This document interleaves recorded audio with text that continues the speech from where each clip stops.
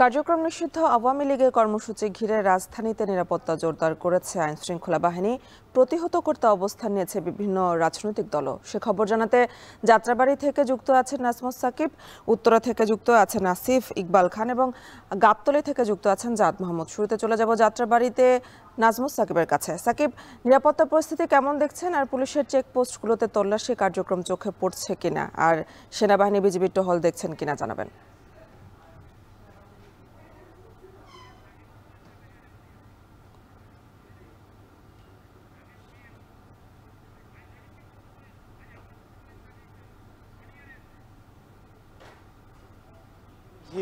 অপরাধের মামলায় শেখ হাসিনা এবং স্বরাষ্ট্র মন্ত্রী আসাদুজ্জামান খান কামাল এবং পুলিশের যিনি সাবেক মহাপরিদর্শক আব্দুল্লাল মামুন, এই তিনজনের রায় কিন্তু এই তিনজনের রায়ের যে তারিখ, সেই তারিখটি কিন্তু আজকে ঘোষণা করা হবে। এবং তারই পরিপ্রেক্ষিতে কিন্তু আমরা দেখেছি যে গত কয়েকদিন আগেই কিন্তু অনলাইন আসলে জানানো হয়েছে আওয়ামী লীগের পক্ষ থেকে যে তারা আসলে আজকে সারা দেশে লকডাউন ঘোষণা করেছে। এবং সেই ঘোষণার পরপরই কিন্তু আমরা দেখেছি যে রাজধানীর বিভিন্ন স্থানে আসলে ককটেল নিক্ষেপ কিংবা যানবাহনে আগুনের দেওয়ার ঘটনা, সেগুলো কিন্তু একেবারে ব্যাপক হারে বৃদ্ধি পেয়েছে। একটু জানিয়ে রাখতে চাই যে আমরা কিন্তু এই মুহূর্তে রয়েছে যাত্রাবাড়িতে। যদিও আজকে যেহেতু কার্যক্রম নিষিদ্ধ এই দলটি তারা আজকে কর্মসূচি ঘোষণা করেছে, কিন্তু সেই কর্মসূচির কোনো কিছুই কিন্তু এখনো পর্যন্ত আমরা যাত্রাবাড়িতে দেখতে পাইনি। আমরা দেখেছি যে অন্যান্য দিনের মতো এক প্রকার স্বাভাবিক অবস্থা কিন্তু বিরাজ করছে যাত্রাবাড়িতে। সব মিলে আসলে বলাই যায় যে এখনো পর্যন্ত আমরা যাত্রাবাড়িতে তাদের তেমন কোনো অবস্থান কিন্তু লক্ষ্য করিনি। একটু জানিয়ে রাখতে চাই যে এই যে আওয়ামী লীগের যেই আসলে লকডাউন কর্মসূচি ঘোষণা করা হয়েছে, সেই লকডাউন ঘিরে যাতে কোনো ধরনের নাশকতা কিংবা অরাজকতা তৈরি না হয়, তার জন্য কিন্তু আইনশৃঙ্খলা বাহিনীর আমরা সরব উপস্থিতি আসলে দেখতে পেয়েছি রাজধানী জুড়েই। এবং যাত্রাবাড়িতেও কিন্তু আমরা দেখেছি যে আইনশৃঙ্খলা বাহিনীর যে উপস্থিতি, সেটা আসলে কিছুটা রয়েছে। তবে একেবারে সার্বিকভাবে কিন্তু বলা যাচ্ছে না যে প্রতিটি সড়কে কিংবা রাস্তাগুলোতে সেগুলো কিন্তু আমরা ব্যাপকভাবে তাদের উপস্থিতি লক্ষ্য করিনি। এছাড়াও আমরা বেশ কিছু দল আসলে যারা রয়েছে, অর্থাৎ বিএনপি কিংবা জামাত সহ তাদের যে অঙ্গ সংগঠনগুলো, তাদের সঙ্গে আমাদের যোগাযোগ হয়েছে। তারা যেটা জানাচ্ছে যে আজকে তারা সারাদিনই বিভিন্ন পয়েন্টে তারা অবস্থান নেবে এবং তাদের যে শোডাউন সেগুলো তারা করবে। এবং এছাড়াও কিন্তু শোডাউন ছাড়াও তারা কিন্তু তাদের যেই আওয়ামী লীগের বিরুদ্ধে যে মিছিল কিংবা মিটিং, সেসব বিষয় কিন্তু তারা চালিয়ে যাবে। অর্থাৎ বলাই যায় যে আজকে তাদের নানা ধরনের যেই কর্মসূচি, সেগুলো হয়তো কিছুক্ষণ পরই আমরা দেখতে পাবো। এবং আজকে তারা শুধুমাত্র যাত্রাবাড়ি নয়, এর বাইরে আসলে ধোলাইপাড় কিংবা আশপাশের যেই সড়কগুলো রয়েছে, সেই সব সড়কে কিন্তু বিএনপি সহ জামায়াত এবং অন্যান্য যেই দলগুলো রয়েছে, রাজনৈতিক দল, সেই দলগুলো কিন্তু অবস্থান নেয়ার কথা। এবং সবশেষ আসলে জানাতে চাই যে এখনো পর্যন্ত আমরা দেখছি যে স্বাভাবিক পরিস্থিতি কিন্তু যাত্রাবাড়িতে রয়েছে।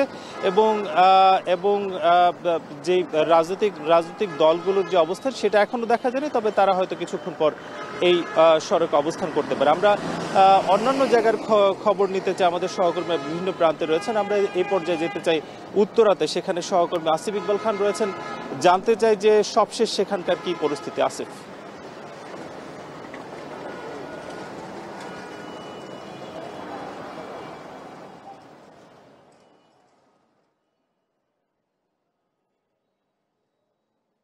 উত্তরার আজমপুরে, এখানে কিন্তু নিষিদ্ধ ঘোষিত কার্যক্রম নিষিদ্ধ যে আওয়ামী লীগের যে কর্মসূচির, তার কিন্তু কোনো প্রভাব আমরা এখন পর্যন্ত দেখছি না। আমরা আজমপুরের একটি ওভারব্রিজের নিচে আছি। এখানে কিন্তু আমরা দেখতে পাচ্ছি যে অফিসগামী থেকে শুরু করে যে স্কুলগামী ছাত্রছাত্রী আছে, সবার উপস্থিতি কিন্তু আমরা দেখতে পাচ্ছি। অফিসগামী মানুষদের কিন্তু একটা বড় জটলা দেখা যাচ্ছে। তারা কিন্তু সকালবেলা অফিসে যাওয়ার জন্য গণপরিবহনের জন্য অপেক্ষা করছে। এই রাস্তাটি যেহেতু উত্তরার, এই রাস্তাটি দিয়ে আন্তনগর বাসগুলোও চলাচল করে, সেই ক্ষেত্রে আমরা আন্তনগর বাসও চলাচল করতে দেখছি। আমরা রিক্সা থেকে শুরু করে সব ধরনের যানবাহনেই কিন্তু স্বাভাবিক যেই গতিতে আছে সেই গতিতে চলাচল করতে দেখছি। আর কিছুক্ষণ আগেও আমরা দেখেছি আসলে যে এই কর্মসূচির বিরোধিতা করে যে বিভিন্ন রাজনৈতিক দলের কর্মসূচি আমরা দেখেছি যে বিএনপির একটি ঝটিকা মিছিল এদিক দিয়ে গিয়েছে। আমরা কিছুক্ষণ আগে অন্য আরও বেশ কয়েকটি দলের কিন্তু ঝটিকা মিছিল যেতে দেখেছি, কিন্তু আওয়ামী লীগের কোনো নেতাকর্মী বা আওয়ামী লীগের কোনো কার্যক্রম কিন্তু আমরা এখন পর্যন্ত দেখিনি। তাছাড়া জনজীবন কিন্তু স্বাভাবিক রয়েছে, স্বাভাবিকভাবেই সব ধরনের যানবাহন চলাচল করছে, সব ধরনের মানুষজন চলাচল করছে। স্কুল যাত্রী থেকে শুরু করে কিন্তু গণপরিবহনের যে যাত্রীরা সবাই কিন্তু এখানে স্বাভাবিকভাবেই চলাচল করতে আমরা দেখছি। আমরা উত্তরায় যেই জায়গাটিতে আছি সেই জায়গায় আমরা আইন শৃঙ্খলা বাহিনীর ততটা উপস্থিতি লক্ষ্য না করলেও আমরা কিন্তু এই পথে আসার পথে কিন্তু আমরা আইন শৃঙ্খলা রক্ষাকারী বাহিনীর কিন্তু ব্যাপক উপস্থিতি দেখেছি। তারা কিন্তু রাজধানীর বিভিন্ন সড়কে কিন্তু আসলে টহল দিচ্ছেন এবং এই পরিস্থিতিটি আসলে কি সেটি স্বাভাবিক রাখার চেষ্টা করছে। আমরা এখন আছি উত্তরার আজমপুরে। এখানে কিন্তু যেই জায়গাটি এটি কিন্তু আসলে একটু কর্মব্যস্ত জায়গায় বলা যায়। এখানে কিন্তু বিরাট একটি অংশ আসলে অফিস পাড়াও রয়েছে। এখানে বিরাট একটি যাত্রীদের অংশ কিন্তু এখানে যাতায়াত করেন এবং তাদের কিন্তু আসলে আমরা এখানে উপস্থিতিটা দেখছি যে তারা কিন্তু আসলে এই নিজ নিজ গন্তব্যে যাওয়ার জন্য কিন্তু এখানে যানবাহনের জন্য অপেক্ষা করছেন এবং যে যার মতো যানবাহনে কিন্তু আসলে যাতায়াত করছে। তো আমরা একটু রাজধানীর গাবতলীর পরিস্থিতি জানতে চাচ্ছি। সেখানে আছেন আমাদের সহকর্মী জাওয়াদ মাহমুদ। আমরা জাওয়াদের কাছ থেকে জানতে চাই গাবতলীতে আসলে কি অবস্থা এখন। আসিফ, গাবতলীতে এসে আমি যেটি দেখেছি, যেহেতু এটি মূলত উত্তরবঙ্গের একটি প্রবেশ পথ বলা হচ্ছে এবং এখান থেকেই যে গাবতলী বাস টার্মিনাল রয়েছে, এই টার্মিনাল থেকেই উত্তরাঞ্চলের প্রায় সবগুলো রুটে বাস ছেড়ে যায়। এছাড়া আন্তঃজেলার অনেকগুলো বাস, বিশেষ করে ঢাকার অদূরে যেগুলো রয়েছে সাভার বা এই আশেপাশের এলাকাগুলোতেও কিন্তু এই জায়গা থেকে বাসগুলো ছেড়ে যায়। কিন্তু এখানে এসে কাউন্টারে কথা বলেছি, যাত্রীদের সাথে কথা বলেছি, যারা এই যে বাসগুলোর স্টাফ রয়েছে এখানে তারা কাজ করেন ড্রাইভার হেল্পার হিসেবে, তাদের সাথে কথা বলেছি। তারা যেটি বলছেন যে সাধারণ দিনের তুলনায় কিছুটা যাত্রী আজকে কম এবং তারাটি বলছেন যে কিছু কিছু বাস, বিশেষ করে যেগুলো আন্তঃজেলার বাস, সেই বাসগুলো 6টায় বা কিছু বাস 6:30টায় ছাড়ে, কিন্তু সেটি এখনও 7টা বেজে গেল সেই বাসগুলো আসলে যাত্রী সংকটের কারণে ছাড়েনি। এবং যে কয়েকজন যাত্রী আমরা দেখেছি যারা, যেমন কিছুক্ষণ আগেই ঠিক আমার সামনে থেকে কুষ্টিয়াগামী একটি বাস ছেড়ে গেল, সেটি প্রায় 40 মিনিটের মতো বিলম্ব করে সেটি ছেড়েছে। এর কারণ হিসেবে তারা বলছিলেন যে যাত্রী সংকটের কারণেই মূলত তাদের এই বিলম্ব হয়েছে এবং আন্তঃজেলা বাসের ক্ষেত্রেও সেই একই কথা বলছিলেন। এবং যে কয়েকজন যাত্রীর সাথে কথা বলেছি তারা বলছেন তাদের মধ্যে একটি শঙ্কা কাজ করছে, যেহেতু এই 3-4 দিন ধরে বিভিন্ন গণপরিবহনে অগ্নিসংযোগের ঘটনা ঘটছে এবং ককটেল বিস্ফোরণের ঘটনা ঘটছে, হাত বোমা নিক্ষেপের ঘটনা ঘটছে। সেই জায়গা থেকে তাদের মধ্যে এক ধরনের শঙ্কা এবং উৎকণ্ঠা আছে তারা বলছেন। এই জন্য তারাও ধারণা করছেন যে এই কারণে হয়তোবা সচরাচর অন্যান্য দিনগুলোতে যে ধরনের মানুষের সমাগম হয় বা যেহেতু এই গাবতলী বাস টার্মিনাল ঘিরে মানুষের যে জট, সেটি আসলে তারা দেখছে না। এবং এর আগে সহকর্মীরা বলছিলেন যে, বিশেষ করে যাত্রাবাড়ি উত্তরার অবস্থা বলছিলেন, আমরা যখন আমাদের ঠিক ওয়ারি অফিস থেকে এই গাবতলী আসি, সেখানে আমরা আইন শৃঙ্খলা বাহিনীর উপস্থিতি, আমরা একটি সেনা টহল দেখেছি যেটি খামারবাড়ি মোড়ে, অর্থাৎ মানিক মে এভিনিউ সংসদ ভবন এলাকা সংলগ্ন। এছাড়া আমরা কাকরাইল মোড় এবং ফার্মগেটে কাউরান বাজার মোড়ে আমরা পুলিশের টহল দেখেছি। অর্থাৎ গুরুত্বপূর্ণ মোড়ে, এবং যদি এই মিরপুরের দিকে কথা বলি, শ্যামলী, এইখানেও আমরা পুলিশের টহল দেখেছি। এবং কোনো ধরনের চেকপোস্ট, যেটিকে আলাদাভাবে বলা হচ্ছে যে এই নিয়ন্ত্রণ করা হচ্ছে, সাধারণ মানুষের তল্লাশি চালানো হচ্ছে, সেই ধরনের কোনো কার্যক্রম আমরা দেখতে পাইনি। এবং আরেকটি বিষয় হচ্ছে, এই গাবতলীকে ঘিরে যাত্রীরা আরেকটি বিষয় মনে করছেন যে যেহেতু ভোরবেলা তারা আসলে পরিস্থিতি পর্যবেক্ষণ করছেন এবং এখানকার একজন বাসের স্টাফ তিনি জানাচ্ছিলেন যে কিছুক্ষণ আগেই তারা একটি খবর শুনতে পাচ্ছিলেন যে সেখানে হেমায়েতপুরে একটি বাসে অগ্নিসংযোগের ঘটনা ঘটছে। সেটি নিয়েও তাদের মধ্যে এক ধরনের আতঙ্ক এবং সেটি আছে তারা বলছেন, কিন্তু তারা এটিও প্রত্যাশা করছেন যে বেলা গড়ানোর সাথে সাথে এটি আসলে স্বাভাবিক হবে, তারা সেটি মনে করছেন। এই সামগ্রিক পরিস্থিতি নিয়ে রাজধানীর গুলিস্তানে আছেন আমাদের সহকর্মী সিফাত শাহরিয়ার। সিফাত, আপনি একটু বলবেন যে গুলিস্তানে আসলে সামগ্রিক কী অবস্থা? সেখানেও তো একটু জনকীর্ণ এলাকা, প্রচুর মানুষের সমাগম হয়, আপনি এখন সেখানে কি অবস্থা দেখছেন?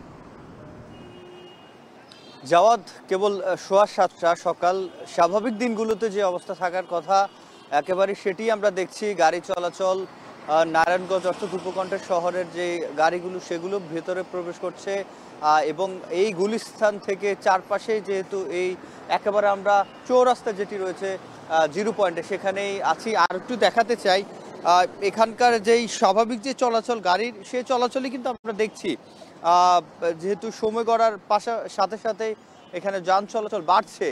আমরা এই লকডাউনের কথা যেটি বলা হয়েছিল, নিষিদ্ধ ঘোষিত যাদের কার্যক্রম বাংলাদেশে নিষিদ্ধ, আওয়ামী লীগ যে ঘোষণা দিয়েছে লকডাউনের, সে লকডাউনের কিন্তু চিহ্ন এখানে দেখা যাচ্ছে না বলা যায়। এবং আমরা আরও আগে যেহেতু এসেছি বা আমরা আধা ঘন্টা ধরে এই একই জায়গা থেকে পর্যবেক্ষণ করছি, এখানে স্বাভাবিক রয়েছে, এখন পর্যন্ত কোনো অপ্রীতিকর ঘটনা এখানে ঘটেনি। আমরা এখানে আইন শৃঙ্খলা বাহিনী যারা সদস্য রয়েছে তাদেরকে মাঝে মধ্যেই টহল দিতে দেখছি। বিশেষ করে যেটি বলতে চাই, এই গুলিস্তানের পাশেই গুলিস্তানে অবস্থিত যে আওয়ামী লীগের যে কেন্দ্রীয় অফিস, সে অফিসের দুই পাশ ঘিরে আমরা যেটি দেখেছি, এখানে আরও নিরাপত্তা ব্যবস্থা আরও বাড়ানো হয়েছে, দুই পাশে ব্যারিকেড দিয়ে দেওয়া হয়েছে এবং সেখানে অতিরিক্ত আইন শৃঙ্খলা বাহিনী আর সদস্যদেরকে আমরা মোতায়েন করতে দেখেছি। এবং বিশেষ করে গুলিস্তান যেহেতু জনসমাগম মিনিটেই বাড়ছে, সেক্ষেত্রে এখানে তল্লাশি চালানো হচ্ছে। বিশেষ করে যে আওয়ামী লীগের অফিসের সামনে দিয়ে যে সড়কটি রয়েছে, সেই সড়কটির ভেতরে যে ব্যবসায়ীরা, ক্ষুদ্র ব্যবসায়ীরা রয়েছে আশপাশে, তারা প্রবেশ করতে হলে তাদের ব্যাগেজ থেকে শুরু করে তাদের হাতে যেই ছোট একটা ব্যাগ থাকলেও সেটিও তারা আসলে আমরা যেটি দেখছি সেটি তারা পর্যবেক্ষণ করছেন, চেক করছেন। তবে আরও সময় যদি গড়ায় সেক্ষেত্রে বোঝা যাবে। তবে আমরা বিএনপি জামাত বা ছাত্রদল ছাত্র শিবিরের যে প্রতিরোধ গড়ার কথা যেটি দেখেছি অবস্থান কর্মসূচির, সেটি এই মুহূর্তে গুলিস্তানে দেখা যাচ্ছে না। তবে অপ্রীতিকর কোনো ঘটনা এখন পর্যন্ত ঘটেনি, স্বাভাবিক রয়েছে যান চলাচল, মানুষের যে চলাচল সেটিও রয়েছে। তো এবার যেতে চাই একেবারে সরাসরি স্টুডিওতে ফিরতে চাই, রয়েছেন সহকর্মী মেহেরি ন্যানি। তো এই ছিল আমার কাছে গুলিস্তানের থেকে সবশেষ। আওয়ামী লীগের লকডাউন কর্মসূচি নিয়ে রাজধানীর বিভিন্ন জায়গা থেকে যুক্ত ছিলেন সহকর্মীরা।